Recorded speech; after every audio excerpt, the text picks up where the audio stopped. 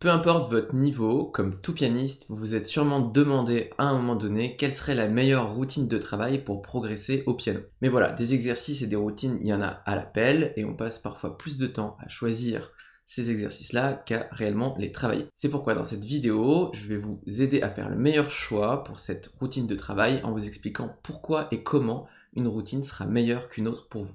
Salut et bienvenue sur ma chaîne dédiée au piano, à l'improvisation et à la pédagogie. Sur cette chaîne, vous trouverez des conseils pour vous aider à vous améliorer au piano, ainsi que des tutos pour vous aider à vous familiariser avec les bases de l'improvisation. Commençons par nous demander pourquoi on cherche une routine de travail au piano. Cette question peut paraître anodine, mais en fait, elle est primordiale. Elle va déterminer l'efficacité de votre routine au piano. En effet, il y a des bonnes et des mauvaises raisons qui vont favoriser davantage les progrès et l'efficacité de votre routine. C'est ce dont nous allons parler en premier. Dans un second temps, je vous montrerai au piano, avec un même exercice, comment on peut travailler de multiples façons la même chose. Pour ça, je vais prendre une gamme toute bête. En conclusion, je vous donnerai mon avis sur ce qu'est la meilleure routine de travail possible au piano. Alors pour bien comprendre ces histoires de bonnes ou de mauvaises raisons vis-à-vis d'une routine de travail, je vais prendre un exemple de formulation plus ou moins conscient qu'on peut tous avoir et qui va cristalliser deux des plus mauvaises raisons qui vont faire que la routine sera sûrement pas efficace. Alors c'est pas une question morale, c'est vraiment sur l'efficacité. Une formulation très courante, ça va être quelque chose dans le genre « Je souhaite une routine de travail qui me permette de faire le ou les exercices quotidiennement sans y réfléchir pour me faire progresser le plus possible ». Typiquement, c'est ce qu'on pense en général dans une routine de travail, c'est ce qu'on cherche. Ça m'est arrivé, je parle aussi de moi. Mais typiquement, si vous avez ce genre de formule plus ou moins consciemment en tête quand vous cherchez une routine de travail, il y a 90% de chances pour que vous ayez déjà abandonné cette routine, ou alors que vous soyez en train de persévérer si vous êtes vraiment têtu, mais que vous soyez toujours en train d'attendre des résultats. Pourquoi c'est une mauvaise formulation? Pourquoi c'est un mauvais souhait? Il y a en réalité deux très mauvaises raisons qui vont déterminer l'absence de progrès et de réussite dans votre routine dans la formule que j'ai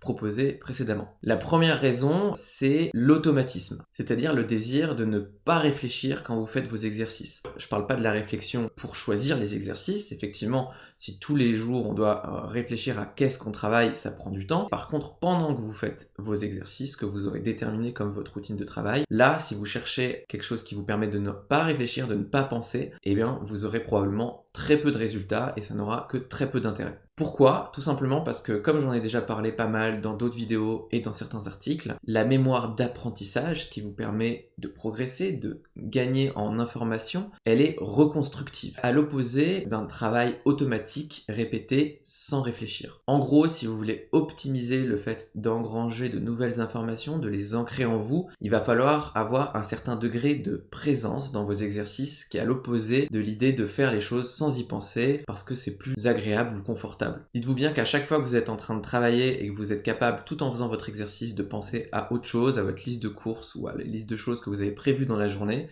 c'est probablement que vous êtes en train de reconstruire rien du tout en termes d'information et donc d'apprendre très peu. Avec ça, on a donc notre premier critère de bonne routine de travail qui n'est pas intrinsèque à l'exercice mais plutôt à vous-même, même si ça va dépendre de ce que vous travaillez bien sûr. C'est la qualité de votre concentration, de votre niveau de présence, de votre éveil.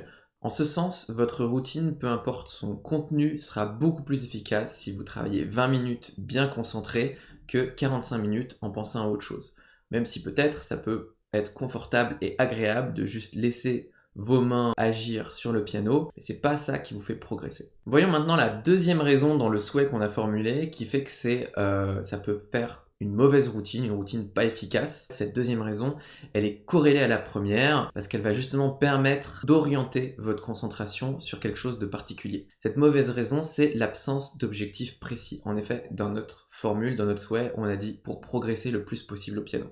En réalité, ça veut rien dire, il y a plein de manières de progresser. Pour progresser efficacement, il faut un objectif précis, concret, qui soit mesurable, quantifiable, vérifiable. C'est pourquoi là aussi, l'absence de réflexion peut être négative parce qu'il faut savoir pourquoi on fait tel ou tel exercice. Le même exercice peut être fait de plusieurs manières différentes et dans plusieurs types d'objectifs différents. Par exemple, avec le même exercice, vous pouvez très bien vous orienter sur un travail de mémoire, de déchiffrage, de rythme, de technique. Tout ça va dépendre de l'objectif que vous aurez déterminé, de la raison pour laquelle vous faites votre exercice. Donc on a nos deux critères, la qualité de la concentration et l'objectif déterminé qui doit être précis et concret. Pourquoi vous faites votre routine. Je vais vous montrer maintenant au piano avec une gamme, un exercice qui est très utilisé dans les routines de travail, comment on peut orienter le même exercice de plein de manières différentes en fonction de notre objectif justement, et donc le même exercice va pouvoir avoir des intérêts très différents. Par exemple, prenons une simple gamme si bémol majeur. On pourrait travailler plein de choses différentes avec la même gamme. On peut travailler la technique déjà en se focalisant sur le toucher.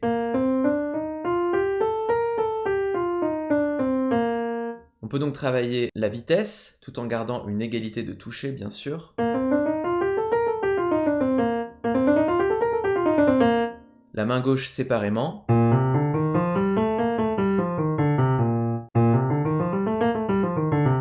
On peut travailler la coordination des deux mains, rendue un peu difficile par la différence des doigtés main droite et main gauche. On peut travailler aussi le toucher staccato en piquant les notes. Ou encore le legato en liant les notes.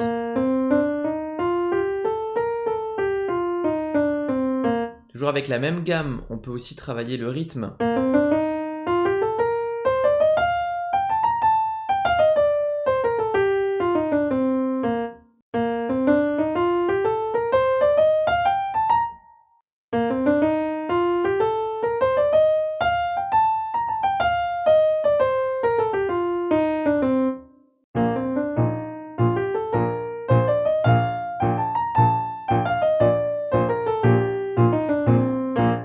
Enfin, on peut même travailler la mémoire avec la connaissance de la gamme en changeant par exemple notre point de départ et d'arrivée.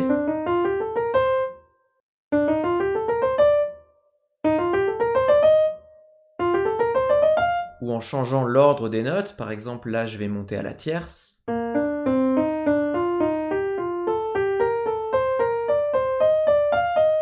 Et là à la quarte par exemple.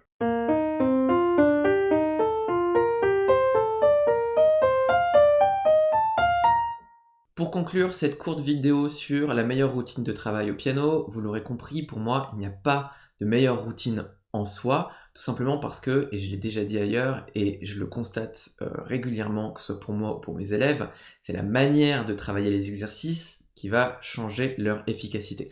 Évidemment, il y a des exercices qui vont être meilleurs que d'autres, mais en fonction de l'objectif à atteindre, et en fonction de l'orientation de votre concentration sur tel ou tel point. En fait, en quelque sorte, l'idée même de routine, pour moi, est plus ou moins contre-productive dans le sens où elle induit l'idée d'une répétition et d'un manque de réflexion et de conscience. L'idéal est d'avoir justement une capacité d'analyse des objectifs que l'on veut atteindre dans tel ou tel domaine, que ce soit la mémoire, la technique, et de faire évoluer cette routine. Et régulièrement, on vérifie si on atteint tel ou tel palier, et soit changer cette routine pour améliorer l'efficacité pour atteindre le palier, soit si on a suffisamment avancé, faire évoluer cette routine, la rendre un peu plus complexe ou différente pour nous faire progresser sur un autre point. L'idée vraiment d'un bon objectif, c'est un objectif qui peut être quantifiable et vérifiable.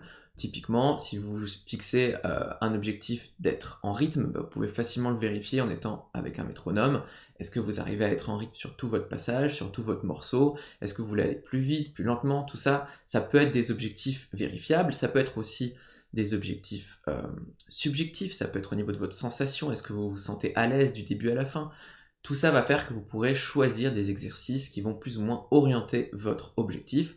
Évidemment, c'est mieux si vous avez l'aide d'un professeur qui peut analyser plus précisément ce dont vous avez besoin par rapport à votre objectif. Cela dit, ce que je trouve vraiment bien comme routine de travail, comme type d'exercice à avoir de manière fréquente, au quotidien si possible, c'est l'improvisation logique. Pourquoi? Parce que l'improvisation logique, c'est reconstruire justement musicalement les choses, avec une gamme, avec des accords, peu importe, avec des schémas, que ce soit à partir d'un morceau que vous travaillez, en analysant un schéma ou quelques mesures et en les déclinant de différentes manières pour mieux comprendre le système, ou que ce soit directement à partir d'une théorie pour mieux comprendre et mieux maîtriser des accords ou tel aspect de la musique. Ça vous met d'emblée dans une situation de concentration qui vous demande de la présence, qui vous permet de reconstruire de l'information et donc vous êtes forcément en situation d'apprentissage. En plus de ça, vous pouvez jauger le niveau de l'exercice en fonction de votre niveau et l'orientation. Si vous voulez travailler plus quelque chose de technique, vous allez créer un schéma qui sera avec un déplacement ou avec un mouvement rapide.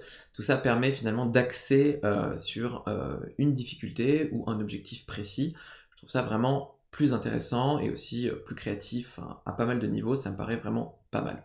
Merci d'avoir suivi cette vidéo en entier. Pensez à mettre un like si vous avez apprécié son contenu. N'hésitez pas à partager avec moi votre avis sur le sujet en commentaire. Avez-vous une routine de travail au piano ou avez-vous déjà expérimenté des routines? Qu'avez-vous pensé des explications et des conseils que j'ai mis ici dans cette vidéo? Est-ce que ça vous a semblé utile pour améliorer votre routine? Également, bien sûr, me poser des questions complémentaires sur le sujet, j'y répondrai avec plaisir. Au sujet de l'improvisation logique, si c'est quelque chose qui vous intéresse, je vous invite à vous abonner à ma chaîne et suivre les autres vidéos que je ferai et j'ai déjà fait sur le sujet. Je vous rappelle également que vous pouvez télécharger mon guide d'initiation à l'improvisation par les accords. Je vous mets le lien en barre de description juste en dessous de la vidéo. Voilà, cette vidéo est maintenant terminée, je vous remercie pour votre écoute et je vous dis à bientôt.